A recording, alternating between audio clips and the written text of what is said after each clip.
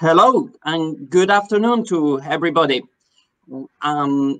Saying hello from London in the United Kingdom, but I'm in heart and in spirit in Brussels at the CPDP Conference 2021. Welcome to this fantastic conference and this very interesting session that we're about to start on the Data Governance Act. We have a fantastic panel for you today. Some of the the cleverest minds and some of the biggest brains in this area. And I think that we all know how difficult last year was. It was truly traumatic and dramatic.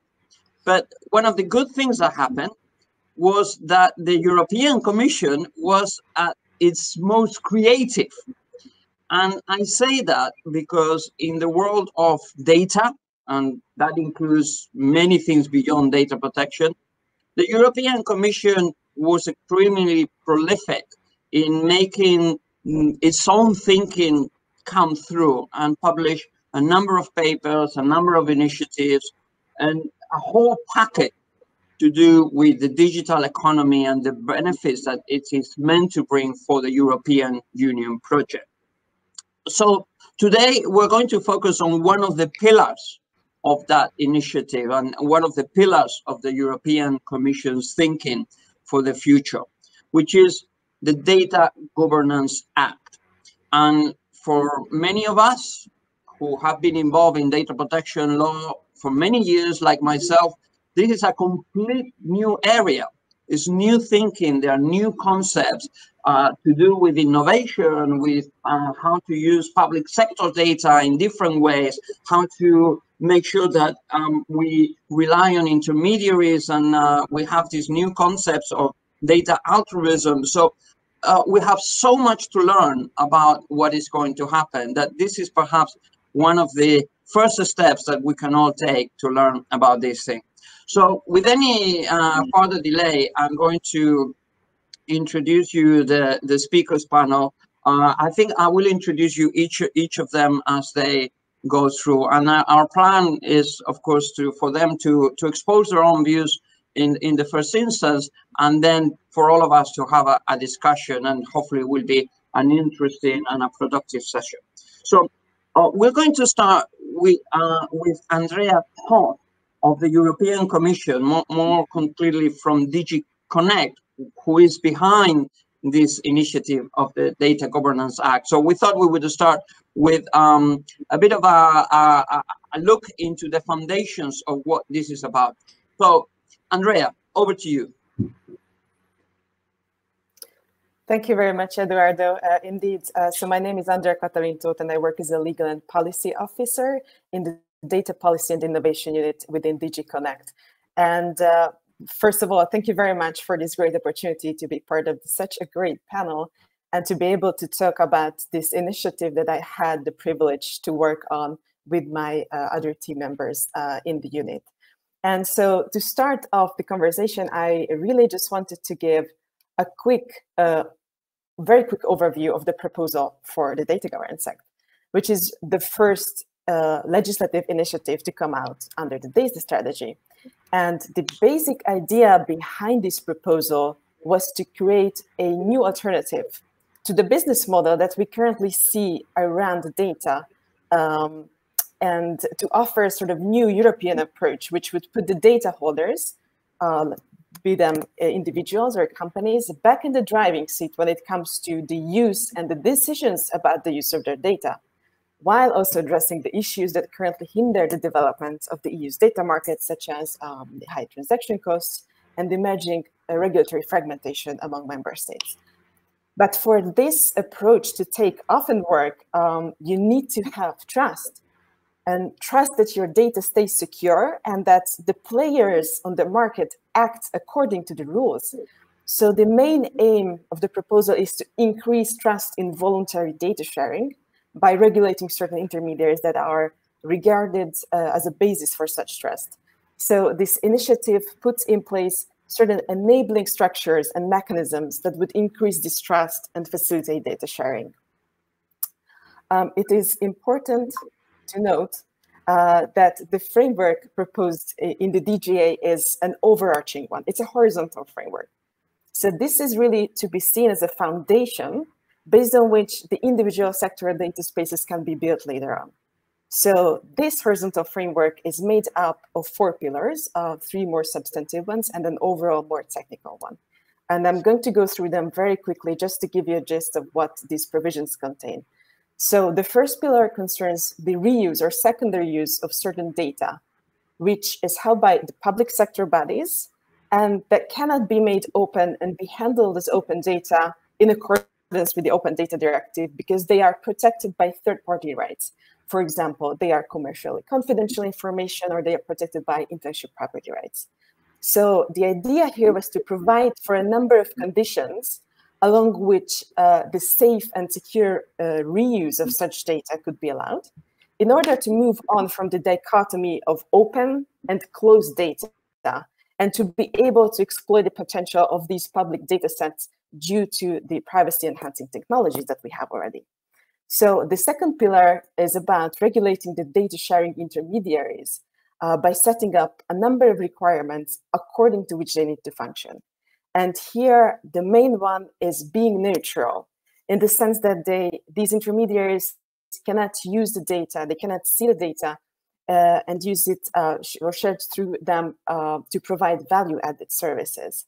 So here we're talking about business-to-business situations, but also intermediaries, personal information management systems, where there is a consumer-to-business relationship. The provisions around the third pillar, data altruism, came into being in order to create more tools and opportunities for individuals and companies who are willing to share their data for altruistic purposes, for the common good, without any direct reward. So we've seen the importance of data sharing and the altruistic data sharing, especially in the context of the pandemic. And so we devised this voluntary registry of data altruism organizations, which would serve as a trust mark that shows to the public that these entities who are registered, they function in a very transparent and trustworthy manner. And finally, there's the encompassing pillar that is relevant for all other pillars, the European Data Innovation Board. The main task of which will be, on one hand, to facilitate the development of interoperability and standards for interoperability, and on the other hand, to facilitate the emergence of best practices in all the other areas that are covered by the proposal, so the secondary use of public sector data, data intermediaries, and data altruism. And this was the Data Governance Act in a very, very tiny nutshell. And I would like to emphasize that this is just the initial step in realizing the Commission's data strategy. And as such, of course, it builds on the already existing horizontal legislation on data. And is also going to be complementary and is complementary to the other legislative initiatives that are or have already come out or are underway under the data strategy.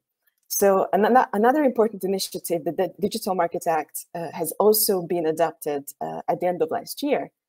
But this initiative focuses specifically on core platform services that are considered as gatekeepers and on their role in reinforcing market imbalances and distortions, and addresses issues around access and portability.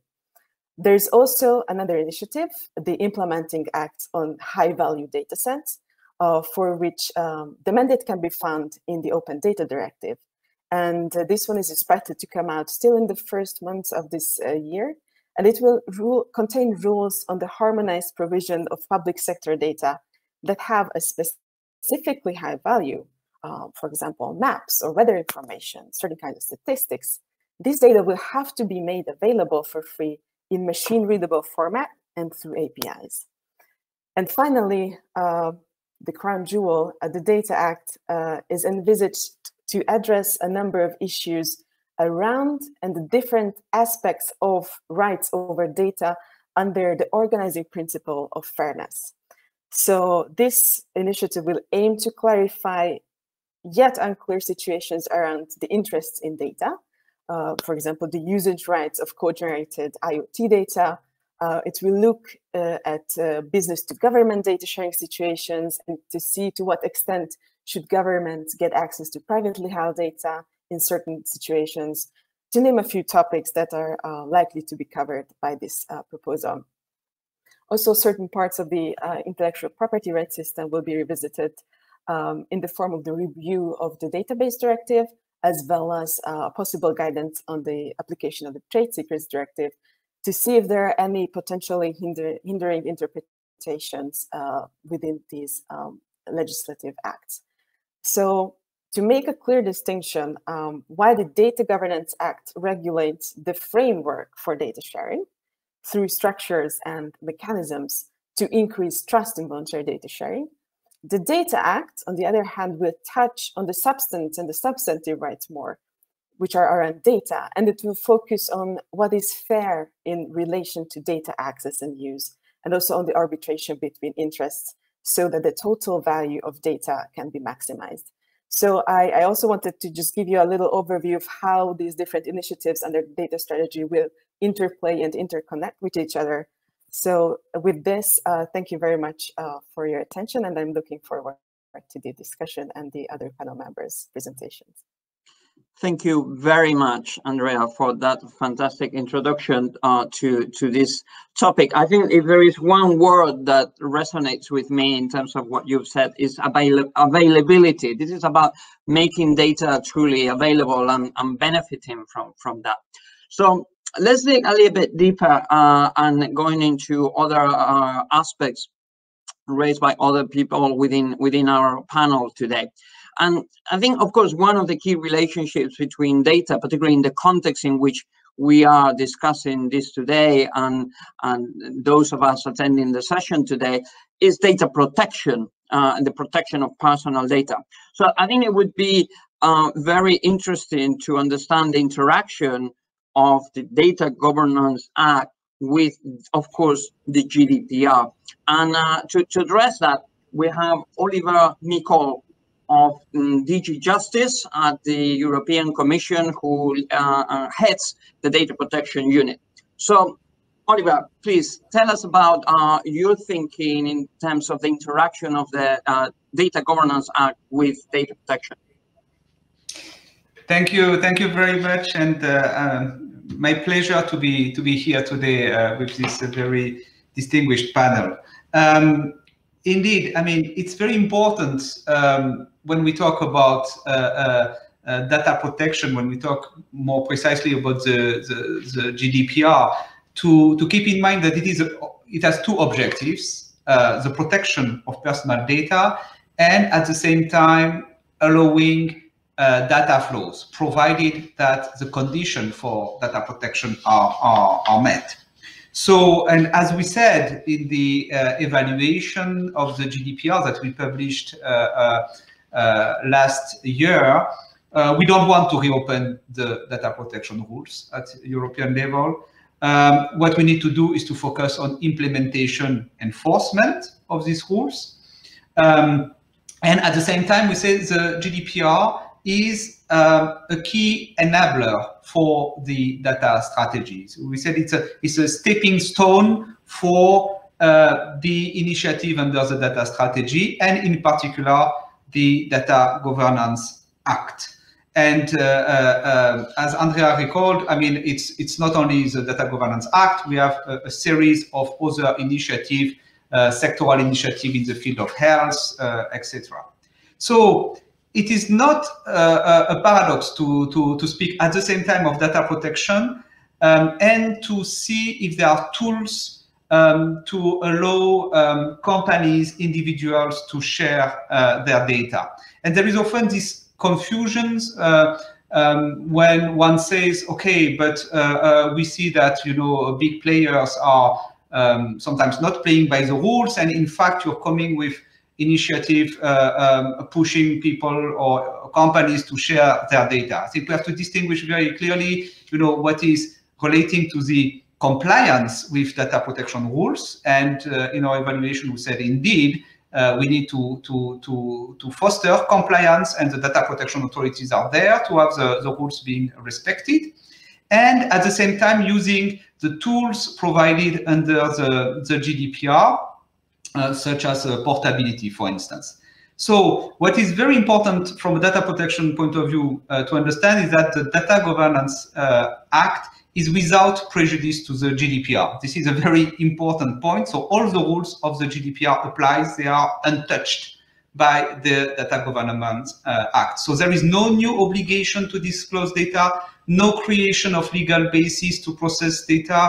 The same condition applies as identified in the GDPR for further processing.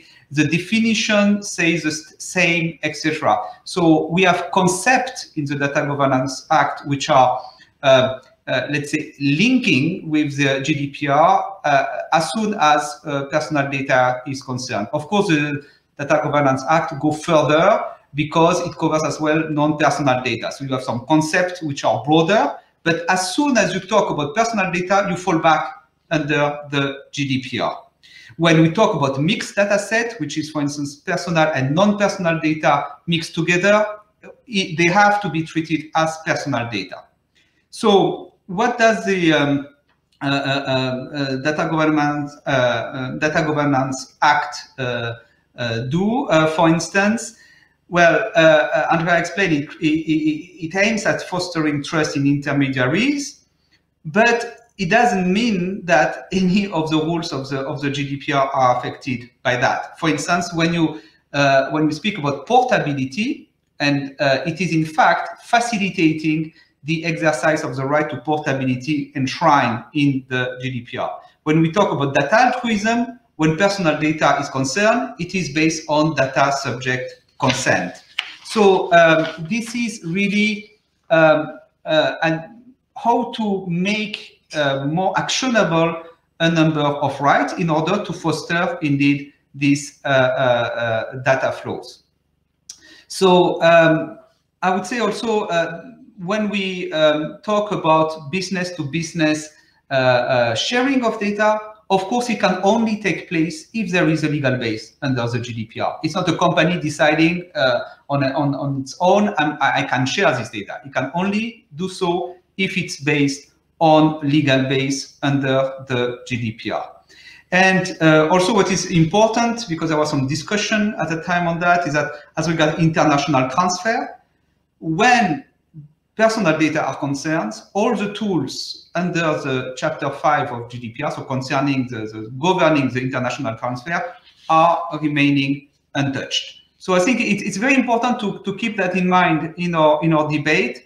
No deviation from the GDPR, no new access, no new disclosure, full competence of the data protection authorities. It is also very important to highlight that now the Commission has asked an official opinion from the European Data Protection Board and from the European Data Protection Supervisor, which will also inform the interinstitutional negotiation. Voilà, so I will stop here at that time, and I hope I brought some elements to the discussion. Thank you. Thank you very much, Olivier. That was a very, very helpful view. And I think I take from you a very constructive approach to the relationship between the Data Governance Act and the Data Protection Framework. And it's interesting that you see the GDPR as an enabler, so rather than an impediment. And I think it's really important to approach things like that. But of course, there are other angles, and there are perhaps some concerns that can be raised about these issues. And to do so, we also have with us today Gaspar Pisanu, who is Latin America Policy Manager for Access Now. So Gaspar, tell us about your concerns. Thank you, Eduardo. Hi, everyone. Yes, as you mentioned, I'm part of the data protection team at Access Now. We've been involved in the development of the GDPR since it first was presented by the Commission, and we do a lot of international work on data protection. This has allowed us to become members of the multi-stakeholder expert group to support the application of the GDPR. And I think this is something we all share we are all very fervent supporters of the model rooted in core privacy and data protection principles established both in the GDPR and in the e-privacy directive. As a global team, we've seen the influence this standard had in many legislative processes across regions when it comes to updating their data protection laws or privacy frameworks. And in this regard, we are concerned that there is a shift in the European Commission's approach to the governance of personal data with the Data Governance Act. With the DGA, moves, we think, from empowering people to empowering the data economy by, for example, allowing monetization of certain practices, like allowing public bodies to charge a fee for the reuse of personal data. This is an example where incentives to limit data processing or better protect information established in the GDPR are reduced. That's why we are sending our comments and suggestions to legislators in order to protect and reinforce the EU data protection model and to harmonize the DGA with the GDPR. One of the main issues of the DGA, as proposed by the Commission, is that it overlaps or sometimes contradicts with the GDPR when it comes to data altruism and the reuse of data. For example, while the Commission seeks to increase the exchange of data, the GDPR's mechanisms for control, empowerment, and information rights granted to data subjects must continue to apply and prevail. That has to be key for the interpretation of the definition both of data altruism and reuse of data. We also understand that at least some of this data would be anonymized, but we also have to understand and face a reality where anonymization, pseudonymization, and even the use of secure environments are never free from vulnerabilities. Today's state of the art will always be vulnerable to developments in re-identification techniques, meaning that personal data cannot be securely shared for reuse by any of these means in a long-term perspective. We therefore recommend that personal data or data from which personal data could be inferred not to be shared for reuse. For all this being said, we recommend removing personal data from the scope of the DGA, as the GDPR already provides the avenues and mechanisms to share data in a human right respectful way.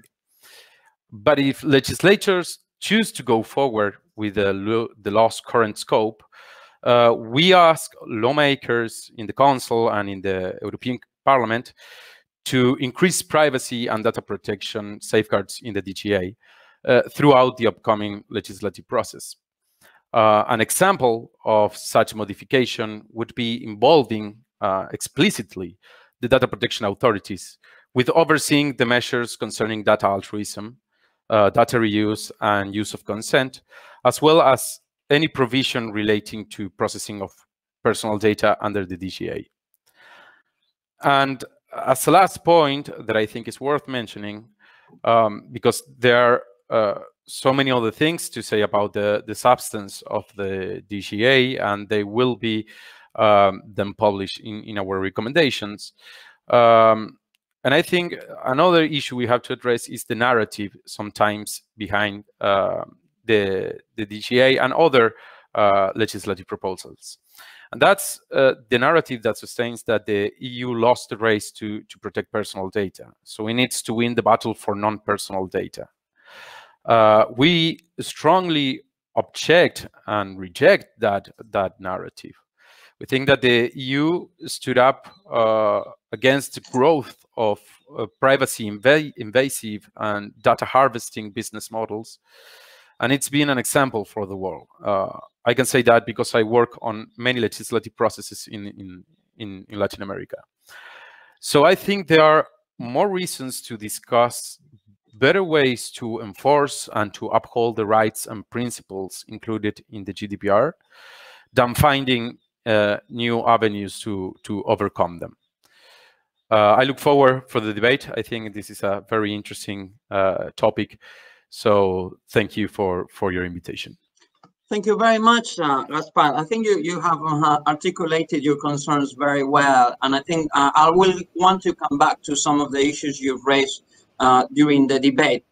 But that was very, very interesting, of course. So let's try to complete this initial picture by going to the practical side of things. We all live in the real world, and one thing is policy initiatives and legal concepts, but all of this has to work in the real world. So to address these issues in the context of the real world, even though it's not happening just yet, we have Simon of the at Uber, from Uber, Chief Privacy Officer at Uber, who obviously needs to look at things from a very practical perspective. What's your take on all this? Yeah, thank you, Eduardo, for the introduction. You're giving me a bit too much honor. I'm not the Chief Privacy Officer. I'm the Data Protection Officer, which means that I take a very, very data-driven perspective. So that's why I'm very interested in a new act like the Data Governance Act. I'm sometimes asked within my company, what is this Data Act actually? And let me read out your elevator pitch, which maybe also can serve as is as a summary of what we just heard. What I say is the DGA aims us to let us pool resources to create EU-wide big data, which can subsequently be widely used, while newly public authorities are going to shepherd us in doing that. So that's what it means to me. And what I like about the DGA is that it actually contains a lot of definitions we were lacking. And in that respect, it's more than a pillar. I think it's foundational, very important, because definitions are key to the next steps, which are implementation and enforcement. So I'm very happy this is happening. And I think there could be some more extensions, because we talk about data intermediaries, but the notion itself has not been defined in DGA, would be helpful. What I also think what it does is that it provides guardrails for when we want to pool data and we want to share the data, what at least we need to adhere to. But it is also not prescriptive in that those are the only data sharing methods. And that's also, I think, important.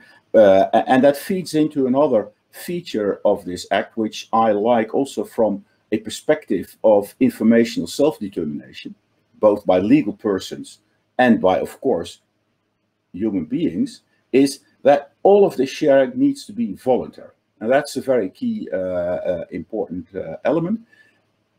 Where then in sectoral roles, we can have mandatory data sharing, such as in the financial sector, PSD2 is an example, but also in the transport sector, where there are initiatives to also require companies in the mobility sector to pool and share data, which will all be funded, almost, not funded, but supported by this Data Governance Act.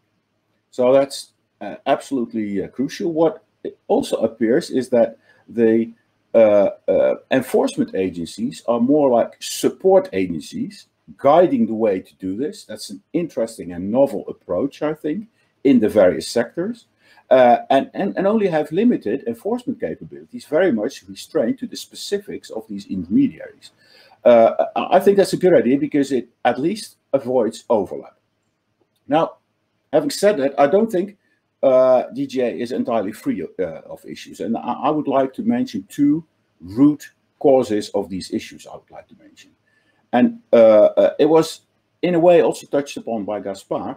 There is a complex border between personal data and non-personal data. Non-personal data sometimes is called industrial data, but we should not close our eyes for the fact that data, which is personal data today, may very well, with advances of technology we make and lowering of cost, tomorrow will have to be seen as personal data. A key example is location data. In 2008, I looked at heaps of location data, and everyone was completely convinced that was non-personal data. But these days, with the advances of machine learning and cheap computing power, very difficult to maintain that position, which makes it difficult over time also to not define personal data in scope of DGA. So that's one root cause. The other root cause relates to mixed data sets, combining really anonymous data with personal data, but also what I would call multi-sided personal data, typically transactional data, where two individuals engage in a transaction, which makes the data related to that transaction to potentially identify two people. And we see this already popping up in PSD2, where we're now struggling to cater for this in many countries. So there are two root causes. So what effect does this have? Well, I'm sure I will not be out of a job. DPOs need to engage in very much in it, because we're the first gatekeeper of advising our organization on whether something is personal data or not, and whether to apply GDPR or not. And I am going to have, as a DPO, liaise with peer DPOs in public bodies, but also elsewhere, because we need to have a joint view if data sharing is going to happen. That also immediately results in more activities for the data protection authorities. They will have to define and help define when something will be personal data, and hence also GDPR applies or not. Now, the good news, the DGA is not there yet. We still have a few years to get our act together, and we dearly need to. We all know that we have a bit of an interpretation gap and an enforcement gap. It also means that these new authorities will need to learn how to work with the existing authorities, but other authorities in the sectoral fields will also need. So it's going to be quite a governance problem of the authorities itself. So we may have solved a data governance problem. We have not yet solved the governance of these authorities, I think. And then there's one other interesting element, is that there is an intention to come up with a European consent form, which the European Commission will provide. I'm very interested in what that would look like. Very interested.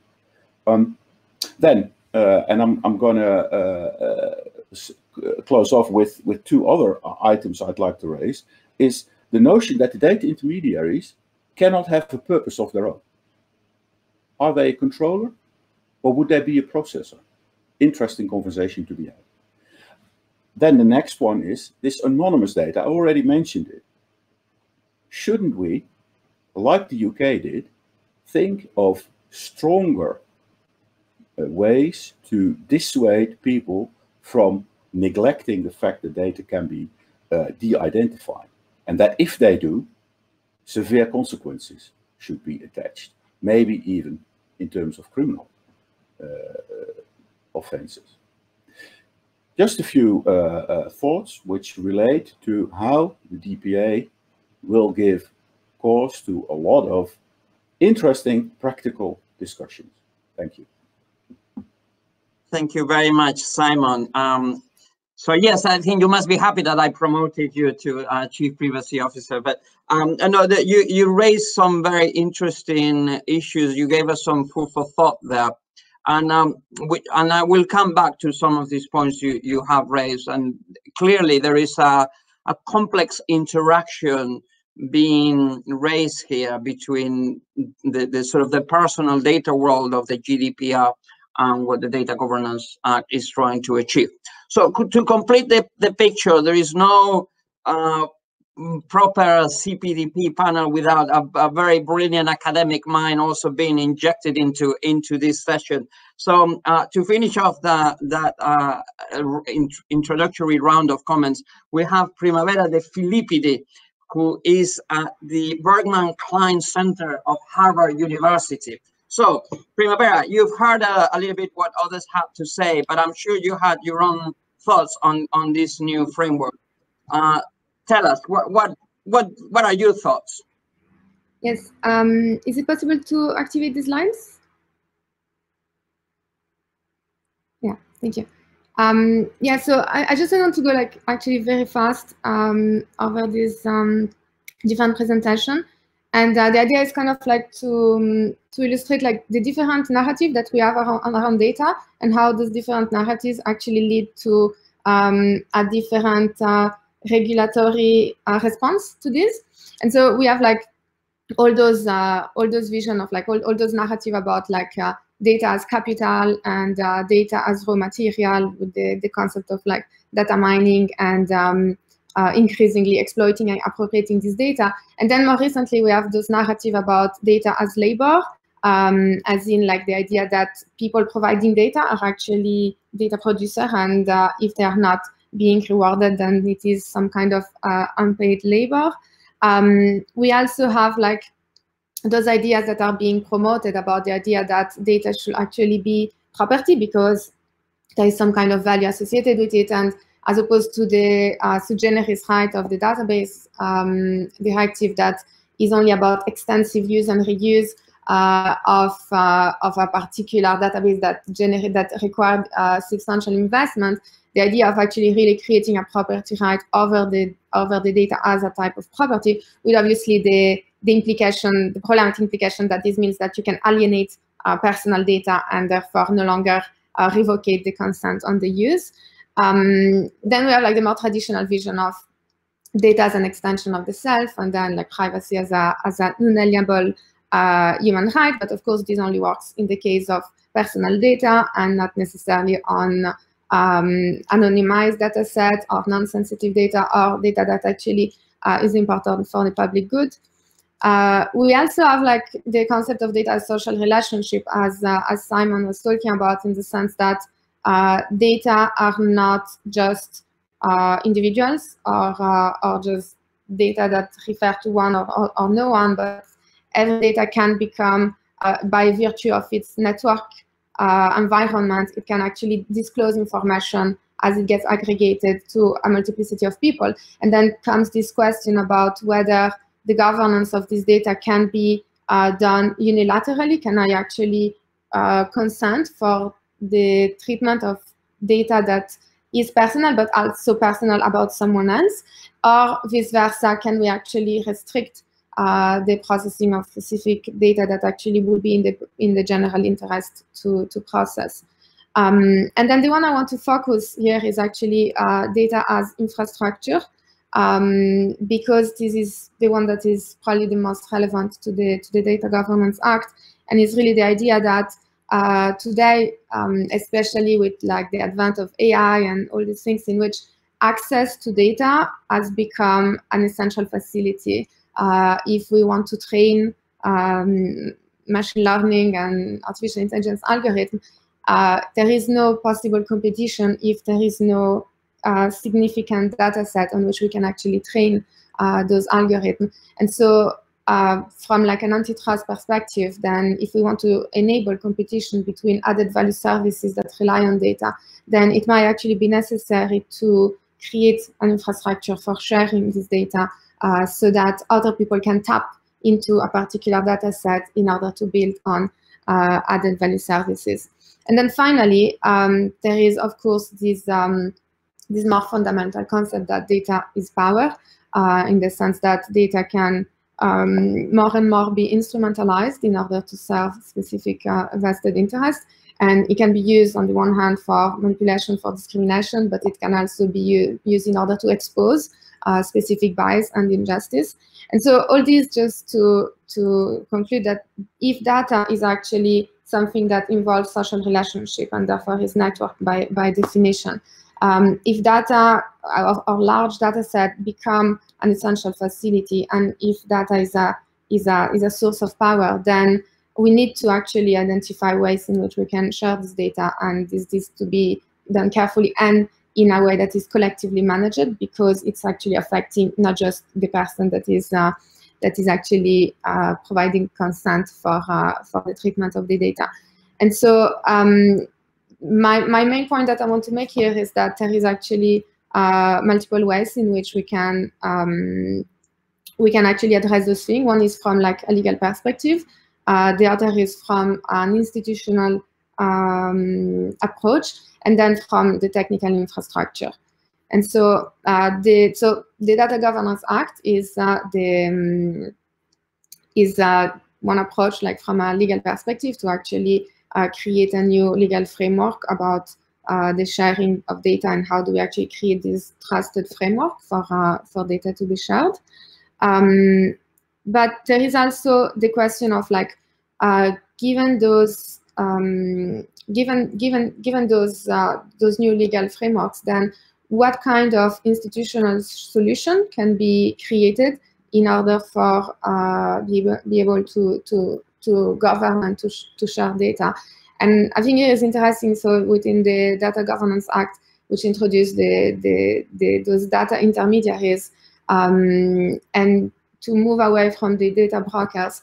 But then the question also is like, to which extent can institutional frameworks such as data trust or data union actually operate within this framework, in the sense that the idea of data trust in particular is really that individual will be delegating to these data intermediaries the capacity to actually exercise the way in which data can actually be shared or not, and under the Data Governance Act, this will actually not be possible. But then on the other hand, there is also like the possibility of creating data unions, and this refers to the narrative of data as labor, in which we can actually get people to aggregate in order to be able to fight about the way in which their own data should be processed by third parties.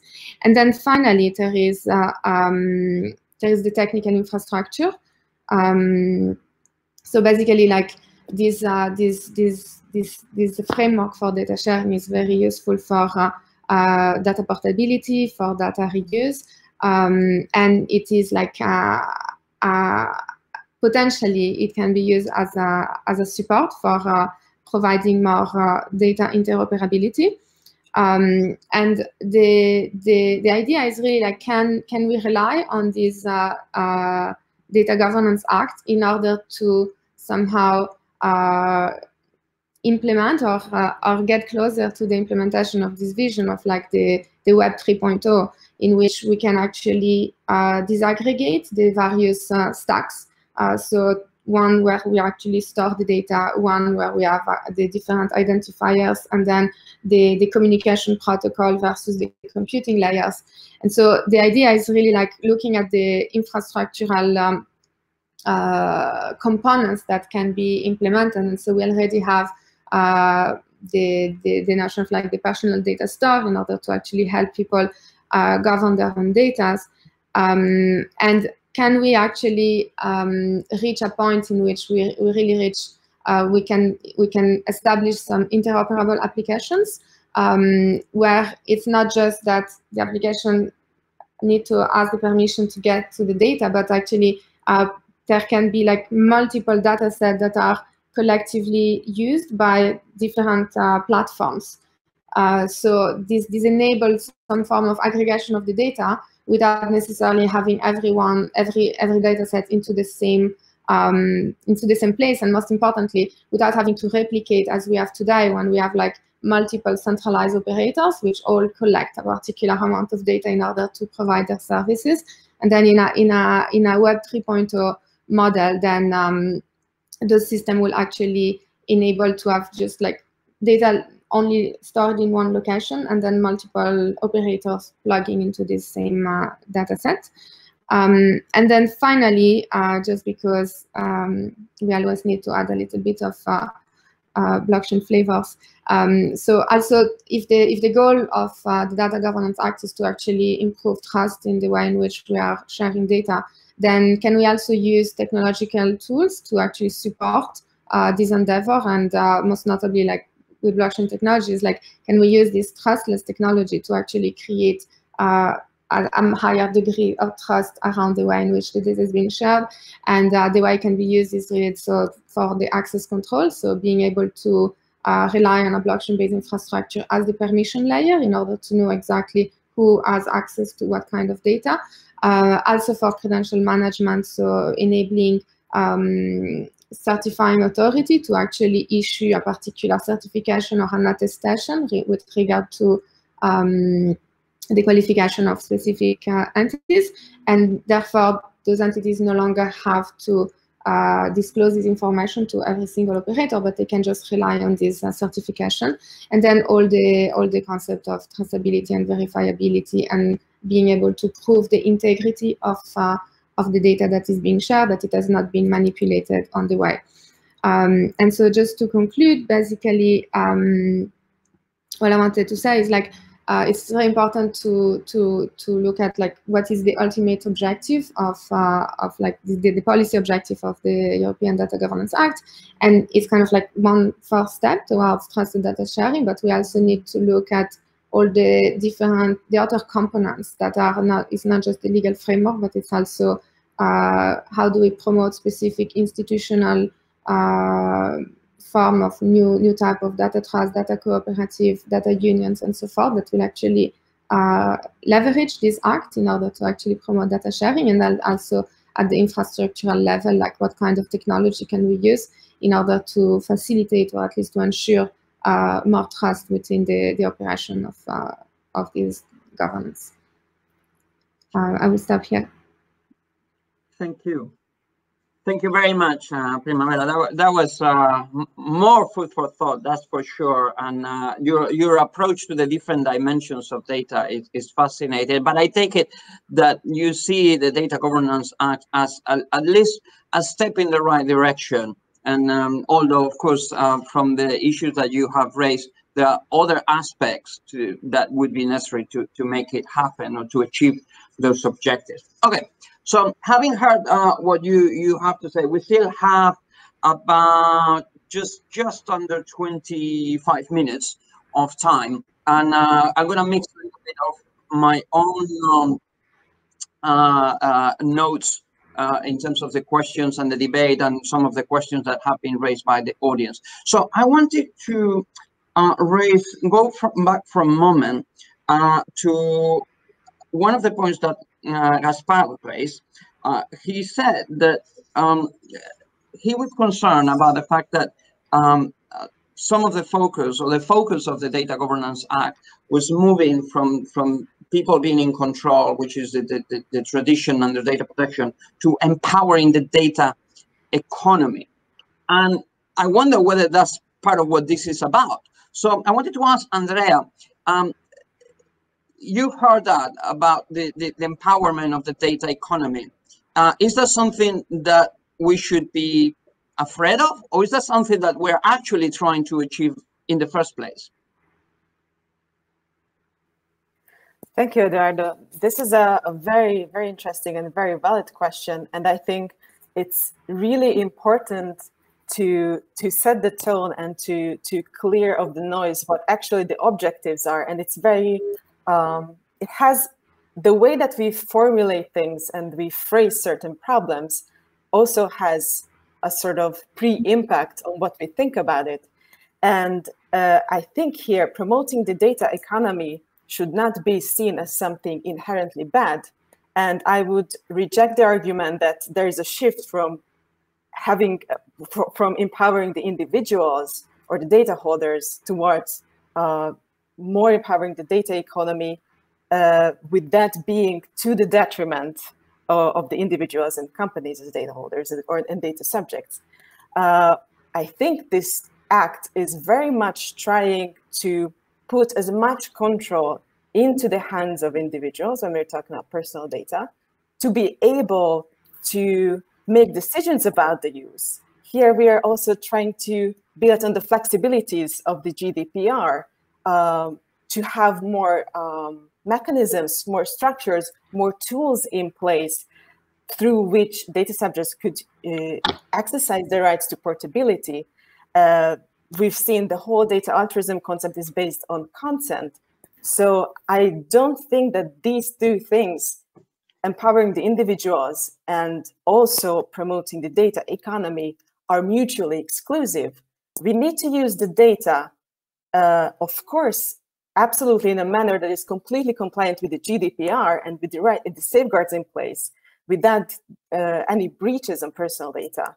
But we need to use it with all these essentials in place in order to maximize the value, in order to be able to realize the full economic and social potential of the data. So I would not regard this as a dichotomy. I would regard this as a whole ecosystem, and fostering one wouldn't necessarily mean it would reducing the other. We can foster both of them together to grow in all aspects. Okay, thank you very much for that. Gaspar, does that address your concern in some respect, or what's your response to that?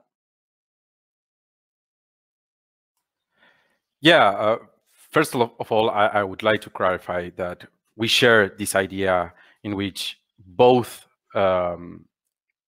things can coexist, right? So a data economy and a respect for users' rights and allowing them for control. What we said is basically that there is a shift on the focus. Like, we see that today there is a huge threat from the high processing of data, and we see that the GDPR changed the course of promoting that business model to focusing on users. We see in the DGA that there is a shift in that perspective, where if you have to choose between both, you have to make the users' rights prevail. And in order to foster the data-driven economy, there are public policies that you can take in order to promote both. Like, for example, helping small businesses to comply with GDPR. There are options to where these two environments can coexist. In that, we completely agree. Okay. That's good to know. Well, talking about the coexistence between the regime of the Data Governance Act and data protection, which is something that both Olivier and Simon referred to.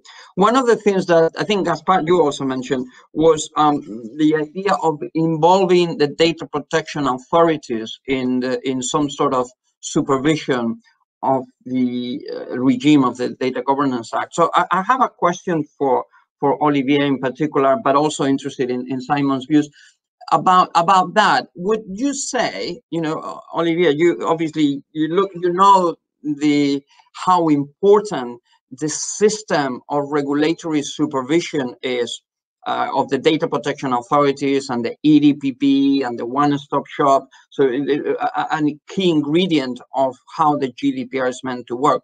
Do you think that it could play a role more specifically in the context of the Data Governance Act?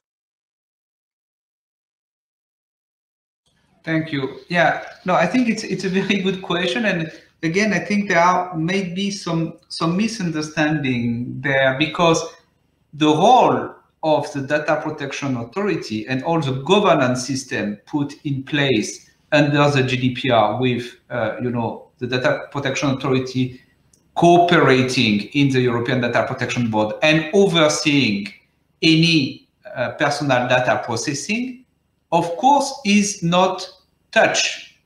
So for any processing of personal data, whether it is in the context of the DGA or any other legal act that might come, if there is a sectoral act, dealing with health or in the field of mobility or under the Digital Market Act, etc., of course, is the exclusive competence of the data protection authorities.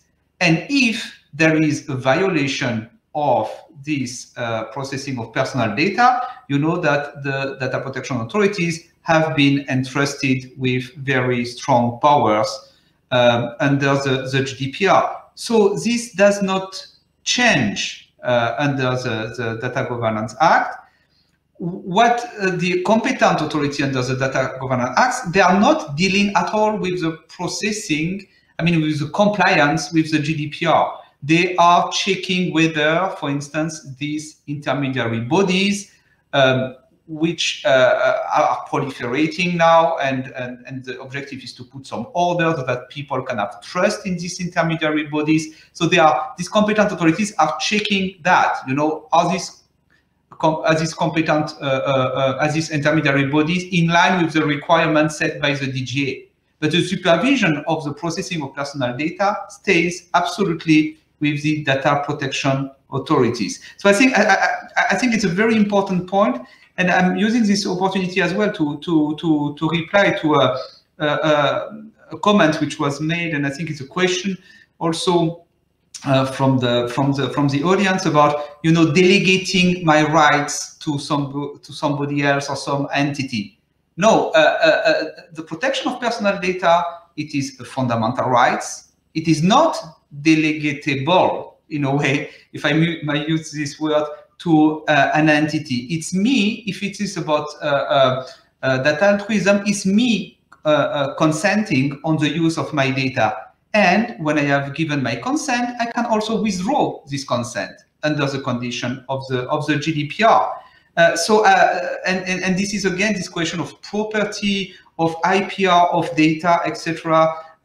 No, it's the individual who has control upon this data, and it might use intermediaries, it might use PIMS, for instance, to manage my consent to whom I give access to my data. It might involve also maybe the use of blockchain, provided that the blockchain would fully comply with GDPR provisions. So I think we have to keep all these elements in mind there, and not create the impression that we are, let's say, coming back on the data protection rules, because they are the pillar of this whole initiative. Thank you. Yeah, that's very, very clear. I think your objective is made very, very clearly. Simon, do you want to comment on that point? Yes, please. So I think Micol is absolutely right that GDPR is there and has the mechanism. But if I take a practical and operational look at it, I have a worry with a word we use in tech a lot, which is scalability. The worry I have is with the scalability of the one-stop shop mechanism under GDPR, which may not lend itself to a DGA that becomes hugely successful, and conversely may suffocate DGA in being successful, or just let a lot of fundamental rights violations pass.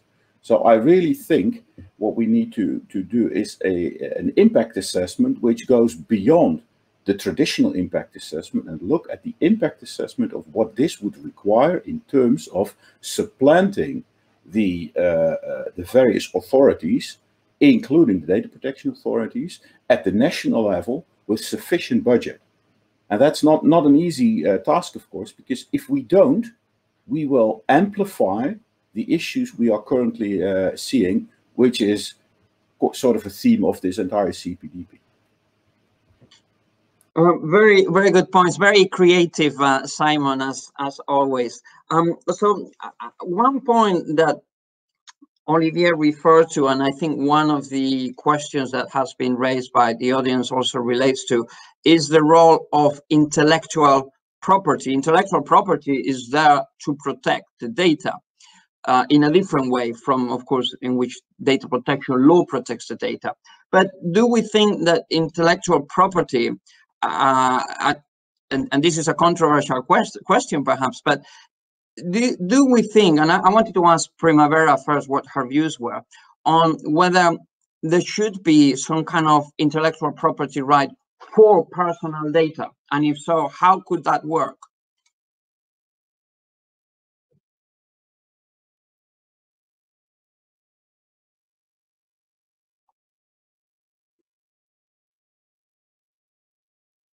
So, can you hear me?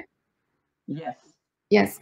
Yeah, no, actually, I think that property right is definitely not the right way to address the question of the governance of personal data.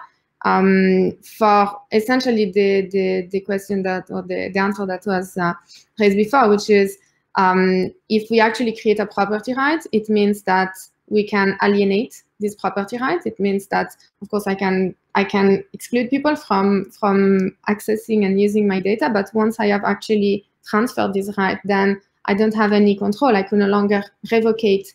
It's no longer a personal right. It really becomes like a property right, and so it's actually problematic for many reasons. One is because it will violate the notion of the capacity to always be able to revocate the consent and the processing of data.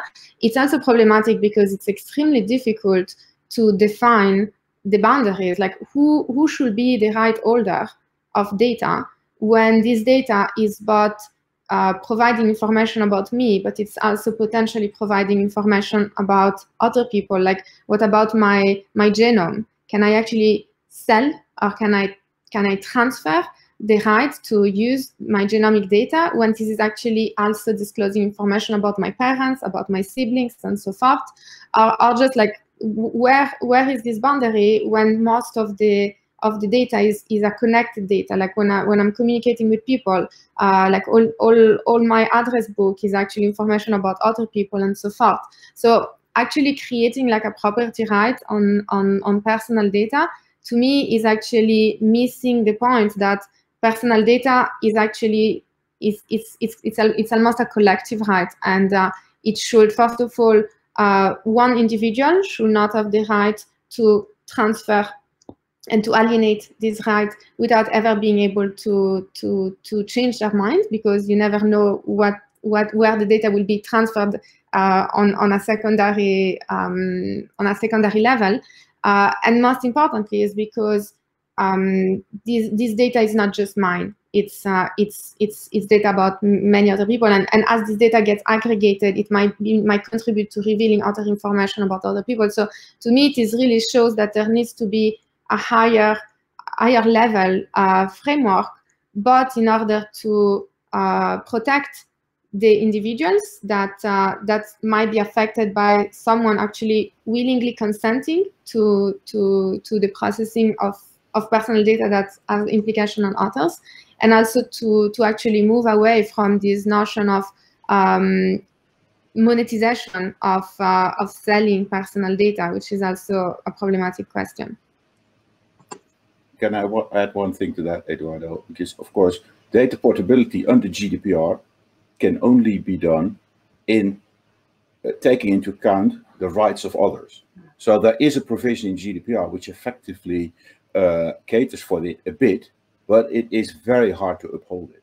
So some of the elements are there, but yeah, as Primavera rightly points out, it is not an easy topic because there's so many layers to it. Of course, it's not an easy topic, and the only thing I'm sorry about is that we are almost running out of time. I did want to give Gaspar the opportunity to comment on that point we were making about intellectual property as a way of protecting data, because you made a very good point during your presentation about empowering the data subject, and I thought, well, maybe one way we can empower ourselves is to ensure that data has some value for us, so that the data subjects are entitled to receive some of the value of that data. Is that something that you would agree with at all? Well, if we had time for another panel, maybe we can discuss about data ownership. That's something I've been studying a lot about, and it's truly a very complex issue. This idea of data as property is a discussion we are currently having, and I think it's an ongoing discussion for a long time. And I think that's because we cannot find the right answers. If you read many of the academic work on this topic, you will see that both are targeted to empowering users, to giving them more control over their data. But there are very strong arguments to say that allowing them to benefit from providing data, let's say, or obtaining a counterfeit from it, some sort of monetary benefit. There are proofs that says that people tend to be less careful with their property when they are provided this sort of benefits. The way I see it, I think we should focus more on data as a personality right. There are many other options, of course, as something that you can establish some value. Because also you enter into another very difficult subject, that is, how do you determine the value of data? So it's very hard to give a right answer on this. But if you ask about the position from most civil society, and particularly Access Now, we oppose the idea of data as property, as a way to protect users. Thank you very much for that. And this is fascinating. Just looking at some of the questions that have come up, we could certainly have spent another hour discussing all of these points, and we only have 4 minutes. So in these 4 minutes, I just wanted to put a question to all of you, which is a very easy question to answer, I think. You have come here and you have expressed some objectives and some goals, and you're representing different points of view. So if you look at the Data Governance Act as it is drafted today, how would you rate it? And by that I mean, if you were to rate it from 0 to 10, in the sense of 0 is the enemy almost of my objectives and my goals, and 10 is the best thing that the Commission could have ever drafted in order to achieve what I believe in. Where do you stand there, taking into account where you represent? And I appreciate that perhaps Andrea is in a difficult position here, because I'm asking you to mark your own homework in a sense. But trying to be objective and having heard what others have said, not just obviously as part of this debate, but as part of the contributions to the wider debate, it'll be interesting to see where you, as the European Commission, finds yourself in terms of how much work there is to do. And the reason behind my question is simply to understand a little bit how far collectively we all feel we are from where we want to be in terms of this tool. So a quick rating, Andrea, what do you give the Data Governance Act? Thank you, Eduardo. Really, this is difficult because I don't want to seem bragging or fake humble, and I don't want to put a number on it, but just to say that we've put the best of our abilities and efforts and our research and our expertise into it, and now it's in the good hands of the co-legislators. So let them be the judge, as well as the wider society and the stakeholders. Thank you. That's a very, very honest and credible answer. Olivier. I mean, you realize that I will not mark something on which I was involved as well. But what is important at the end of the day, also for now the interinstitutional negotiations, is to make sure that the outcome is not coming to the detriment of the data subject. This is what is ensured in the proposal, that the data protection rules are kept untouched.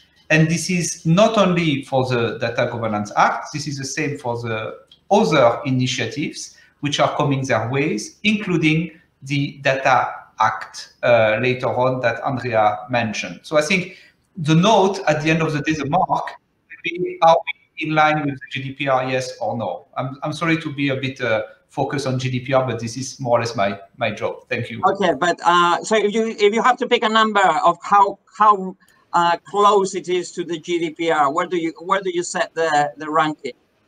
Well, for the time being, it's not. For the time being, there is no discrepancy. So compliance with GDPR is 10, but I hope it stays as 10 until the end. This is my worry. Okay. Thank you. Okay, excellent. So one part of the commission gives another part of the commission a full mark. So that's a good. I like to see that collaboration. Okay, Gaspar, very quickly. You know where I'm getting at. How do you feel? How would you summarize your view with a number? Well, it's very hard to give an out, but we feel a little bit like the Commission Review Board, who gave a negative opinion and then review it when more safeguards were added. For us, more safeguards are needed, and we hope that's what the legislator would do. I think that if those measures are taken, the note would be very different from what I could express right now. Okay, understood. Okay, very quickly, we've got literally 30 seconds left. Simon and Primavera, your final verdict. I'll say good start, a 7.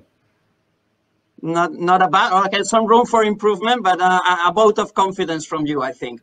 Primavera. Yeah, sorry, I don't like to grade. I don't think it's I don't think the numbers really mean anything. But I think like I'm very supportive of the general objective, and I think like my personal, if I have to give like a constructive criticism, my only aspect is like on the data intermediaries. I think that it will be valuable to actually. Thank you very much. Thank you very much. I have to say, I'll give you all a 10 plus to everybody for your thinking and your contributions today. It's been an absolute pleasure, and I hope the audience benefit as much as I can. Thank you very much, everybody, and goodbye.